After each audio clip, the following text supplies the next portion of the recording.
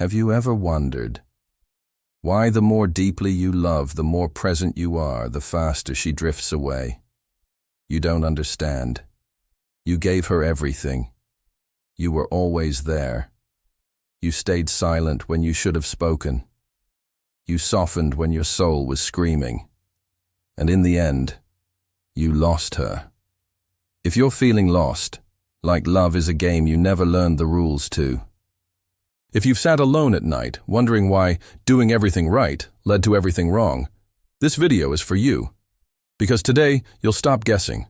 We're going on a journey of a man who thought kindness was the key, until he realized it was his kindness without a spine that killed everything. You're going to hear a truth that's not easy to accept, but impossible to ignore. Men aren't left because they weren't good enough. They're left because they gave up what made them different, their freedom. Sartre called it bad faith, the betrayal of self in the name of love. And it's the silent extinction happening to millions of men. I'll tell you a story about a man who once was the mountain until the day he became a tame shadow in the kitchen and realized he was no longer the man she craved. But this isn't a sad story. This is a wake-up call. Because if you're still here, it's not too late. Not to win her back, but to return to yourself. If you've ever felt this, just drop one word in the comments. Awake. And stay. Because this isn't just a narration. It's the beginning of a quiet revolution inside your soul. You were never meant to be harmless. You were never meant to be soft-spoken when your truth was fire. But somewhere along the way, you learned that love required silence. That to be chosen, you had to be agreeable, predictable, easy. And so you dimmed yourself. You let her needs eclipse yours. You said yes when your soul whispered no. You gave everything but your spine, and she smiled, until she didn't. She stayed, until she couldn't feel you anymore. This is the quiet death no one talks about. The moment a man becomes lovely, but not desired, reliable, but not remembered. You call it maturity. She calls it safety. But what it really is the slow murder of your mystery. You used to walk with weight. You used to speak with edge. You used to challenge, not chase. And it was that version of you she fell for, not the obedient man who asked for nothing but approval. Let me be clear. Kindness is not weakness. But when kindness becomes your only identity, when your edges are filed down to avoid discomfort, you disappear. And no woman stays in love with a ghost. She may not even realize why the passion fades. She may tell herself you changed. But deep down, she feels it. You're no longer sovereign. You've become furniture in her emotional living room. Familiar, useful, easy to overlook. Because desire, real desire, cannot survive in captivity. And the moment she senses that you've become hers entirely is the moment she stops craving you. This isn't cruelty. It's biology. It's reality. And yes, it hurts, but only because the truth is waking up a part of you that has been asleep far too long. You were meant to be sovereign. You were meant to carry your own name like a sword. Not as a weapon against her, but as a defense against vanishing. So if you've ever looked in the mirror and not recognized the man looking back, know this. You're not broken. You're just overdue for resurrection. And it starts here, with the refusal to shrink one more inch. If you've ever felt yourself fading to keep someone close, drop a comment. No more shrinking. Jean-Paul Sartre once wrote, "Man is nothing else but what he makes of himself." But most men don't make. They mold into something she wants, something the world approves, something safe. You didn't read Being in Nothingness, but it wrote itself into your life. Not through words, but through choices. Every time you silenced your truth for peace. Every time you performed affection to avoid tension. Every time you became her mirror instead of her mountain. That wasn't love. That was bad faith. Sartre's enemy wasn't the world. It was the lie we tell ourselves to avoid the price of freedom. And you, my friend, have paid dearly, not in pain, but in invisibility.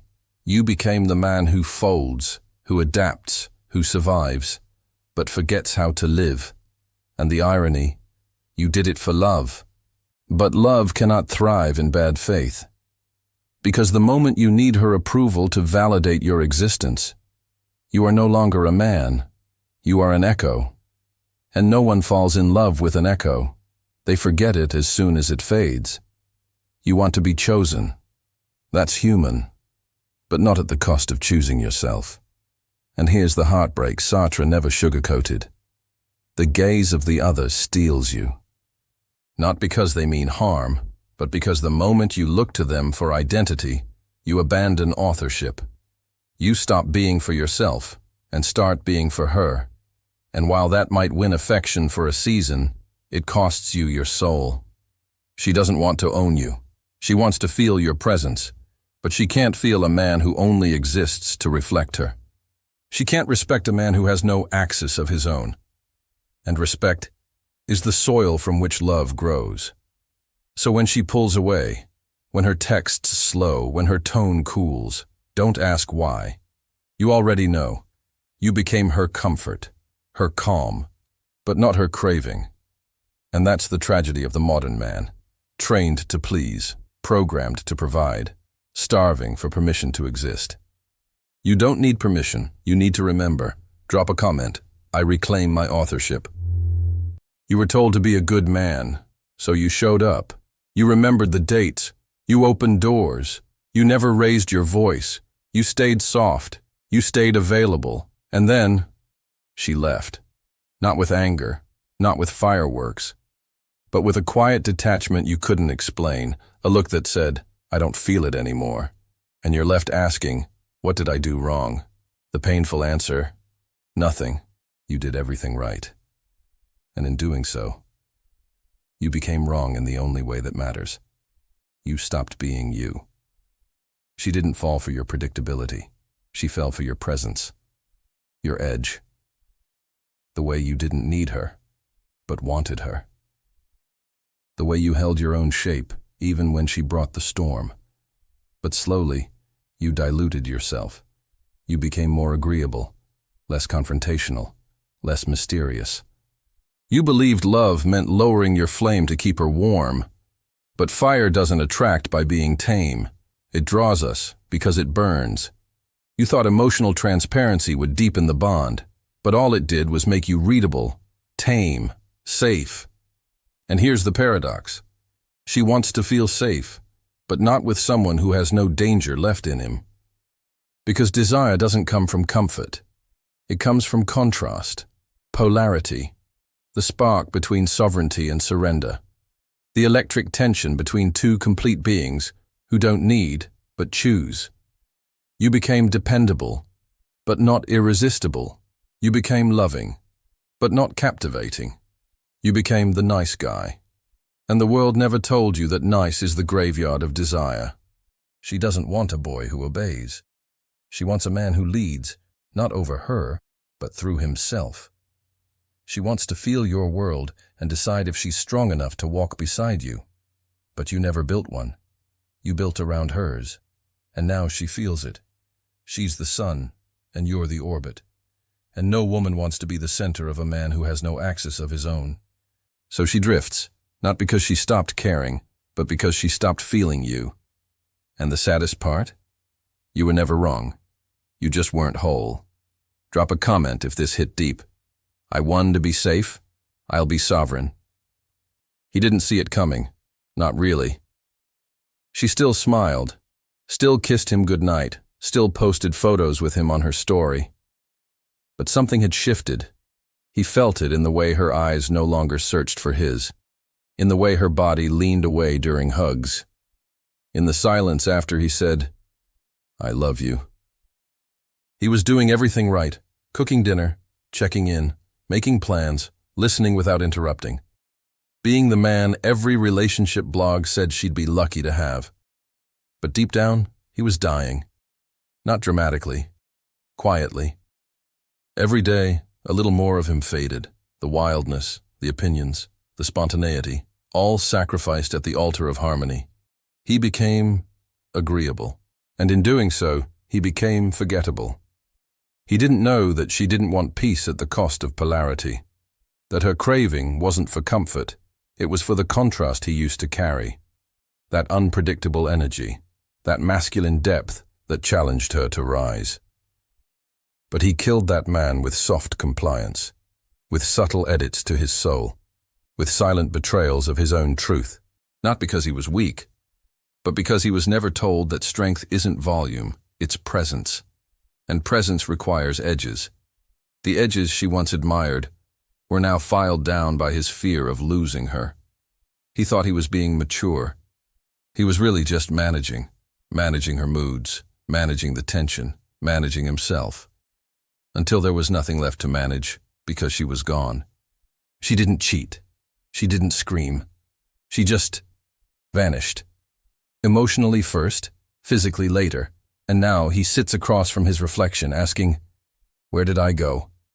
You see, love doesn't die with one blow.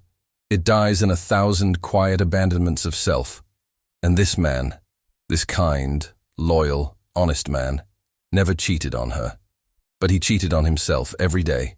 So when she left, she wasn't leaving him. She was leaving the absence that replaced him.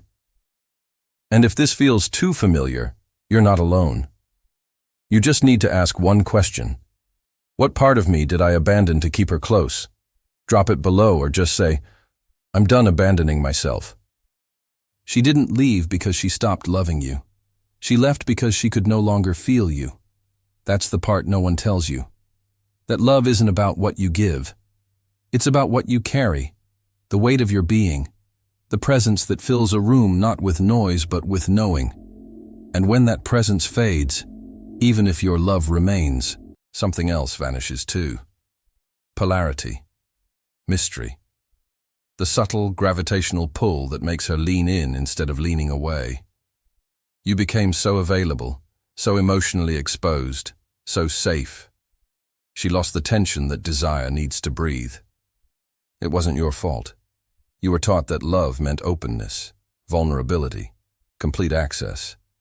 But no one told you that full access means no adventure, no edges, no more space for her to explore the mystery of you. She didn't pull away to punish you. She pulled away to find the man who used to make her feel something wild, something alive, something just out of reach. Not because she wanted control, but because she wanted contrast. You became home, but she still longed for the hunt. And don't mistake that longing as shallow. It's not about games. It's not about manipulation. It's about nature. The feminine craves a current strong enough to make her surrender, and surrender only comes when she trusts your sovereignty. But you stopped being sovereign. You became soft where she needed steel, predictable where she needed presence, transparent where she needed tension. You didn't betray her. You betrayed your mystery. And now, she's not angry. She's numb. Numb to your effort. Numb to your affection. Numb to the version of you that exists for her, but no longer exists from you. The deepest ache in a woman's heart is to be with a man she can no longer feel. And she mourns. Not because you failed, but because you vanished. You're still there physically. But the man who once met her with fire, he burned out, quietly, respectfully, lovingly, and that's why she left. So don't chase her, don't beg, don't blame. Rebuild the man she once met, the one who didn't orbit her, but stood in his own sky. And when you do, she'll feel it. Whether she comes back or not, whether she speaks it or not. Because women never forget the man they once felt. Drop a word if this hits truth. I rebuild in silence. Love is not the goal. It's the byproduct. And the moment you make it your mission, you lose. You thought loving her was the objective, that if you could just get it right, if you could communicate, sacrifice, show up perfectly, then she'd stay. Then you'd be enough. But love that must be earned is love that can never be trusted. So here's the shift. Stop chasing connection. Start choosing character. Because the man who chooses himself first, not in selfishness but in integrity, becomes the man love is drawn to, not demanded from. He's not waiting for her to define him. He's not building his life as a showcase to be selected. He exists with or without approval, and that presence, that grounded, unapologetic being, it's magnetic. But most men aren't taught this. They're taught to serve, to please, to become what she wants. And in doing so, they lose what made them want it in the first place. You see, love is not a reward. It's a response to energy, to gravity, to you, not the edited version, not the over-explaining, overly available emotion-on-sleeve version, but the real you. The you who chooses truth over comfort, direction over approval, purpose over performance. That man doesn't manipulate. He doesn't withhold. He simply lives as a mountain, not to be admired, but to be felt. She either rises to meet him, or she doesn't, and he remains unchanged. This is not arrogance. This is alignment. When your inner compass is stronger than your craving for her affection, you become unshakable. And the irony? That's when love finds you, when you're no longer addicted to it.